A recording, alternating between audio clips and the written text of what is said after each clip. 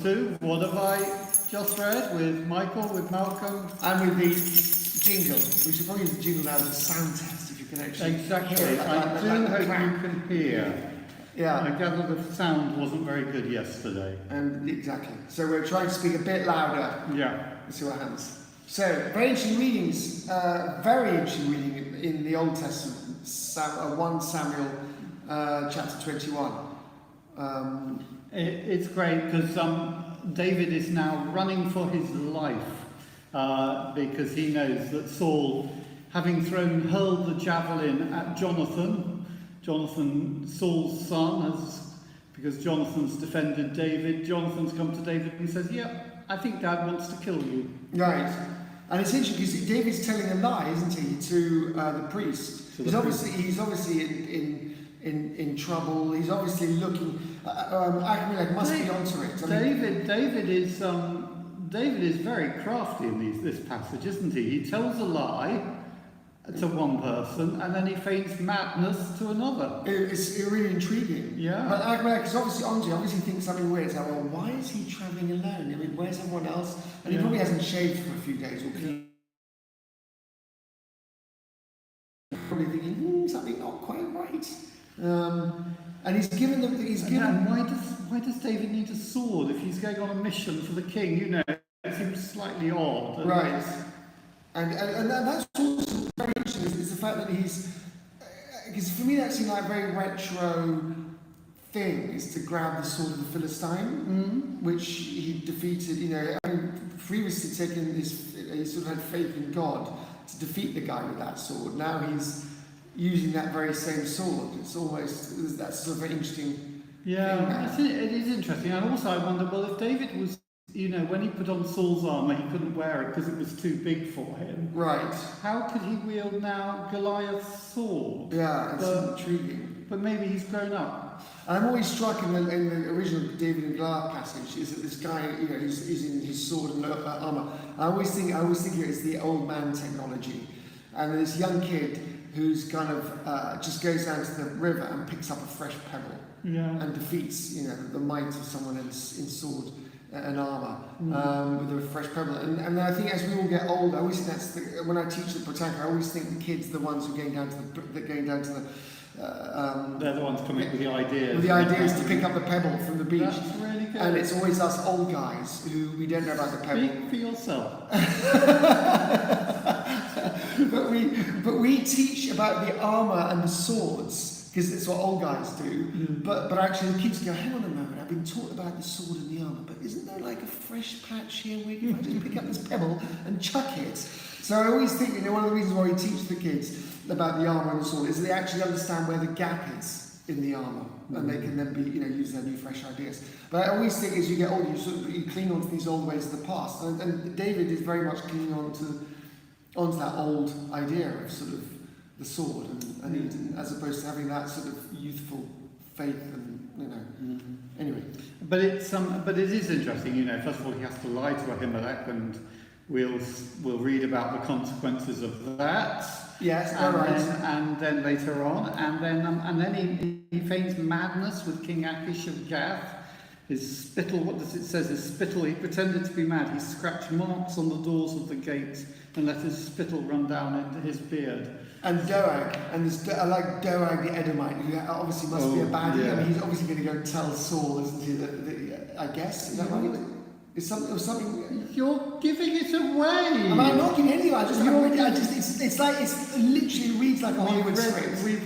It's like someone called Doeg the Edomite. Of course he's going to go and do something terrible with a name like that. I have no idea. I really do not know what's going to happen next. And also this about the bread is interesting because he's given him basically the holy bread.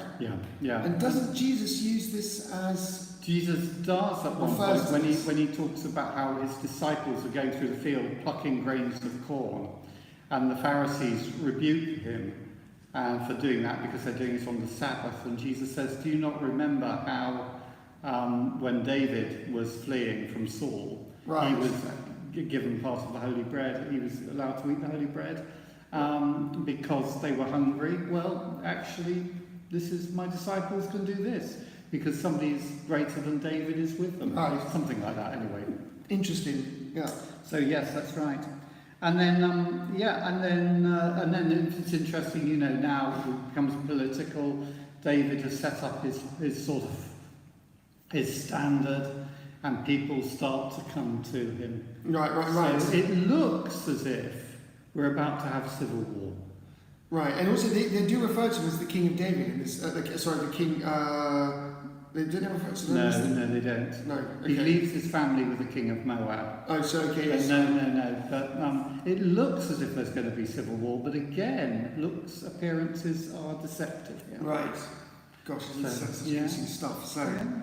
And then the second reading, I mean, quite a difficult reading in the sense that it's the middle of the sermon. It's not even a whole sermon, it's the middle of the sermon. Right. Because Peter, the Holy Spirit has come, Peter started to preach. He's preached about how the Holy Spirit will come on all people, on all flesh. Okay, this is a continuation. And this is a continuation, and he's talking really about basically how they crucified Jesus, according to, and it was predicted in the scriptures, that God raised Jesus from the dead, and he says, and he quotes some Old Testament passages to show that this is going to happen. And basically this Jesus God raised up, and of that all of us are witnesses. Yes. And he's saying that Jesus is at the right hand of the Father, and he is pouring out the Holy Spirit. And then he finishes off with this absolutely killer line: therefore let the entire house of Israel know with certainty that God has made him both Lord and Messiah, this Jesus who you crucified. And I am going to give you an anticipate what comes next: the people are mortified. Oh. The listeners are absolutely mortified at what's happened, at what they've done. Right. So that's interesting. So yesterday I read the first half of this sermon, didn't I? And in fact, before that was the Holy Spirit descending on the prophets. So the Holy Spirit fills them all with all the many languages they could all preach around the world. And then Peter stands up the first sermon. And preaches this first sermon, All right, that's actually very interesting, isn't it? It's all part of the same event. And he sort of really does lay it out here, doesn't he? He's really kind of sets it out into black and white. This is the deal. This is what happened. And he says, doesn't he say you're all witnesses? You've all seen it. No, of that, all of us are witnesses. All of us are witnesses. Yes. He's talking about the disciples who was Because again, they've just appointed Matthias as the 12th replacement for Judas. Right. Why? Because he was a witness of the resurrection. Right, and he'd been with Jesus all the time, hadn't he? That was one of the things. Yeah, it was key. Yeah. Right, interesting. Lovely. Well, I hope the volume's been okay. Let us know on the WhatsApp chat. Right. If you want to join the WhatsApp chat, do let us know. We're very happy to let you on.